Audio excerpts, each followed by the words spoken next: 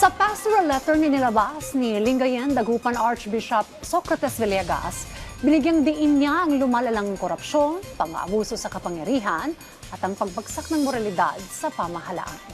Nilarawan ng Arsobispo ang kasalukuyang kalagayan ng bansa bilang nakalulungkot at nakakagalit kasunod yan ng mga kontrobersiyang politikal. Natukoy din sa liham ang biglaang pagbabago ng liderato ng Senado na aniya ay nagiging sanhi ng pangamba sa proseso ng pananagutan at pagtupad sa batas. Kasunod dito, nanawagan si Villegas sa publiko na manalangin, magsisi, makilahok at gamitin ang mga legal na pamaraan para maisulong ang pagbabago sa politika. Hinimok din niya mga botante na maging mapanuri sa pagpili ng mga kandidato sa susunod na eleksyon at iwasang suporta ng mga opisyal na nasasangkot aniya sa katiwalian. Aning Arsobispo, mahalagang gampanan ng mga mamamayan ang kanilang tungkulin sa pamagitan ng matalinong pagboto, pananagutan at pagkilos batay sa konsensya para maiwas ang direksyon ng bansa.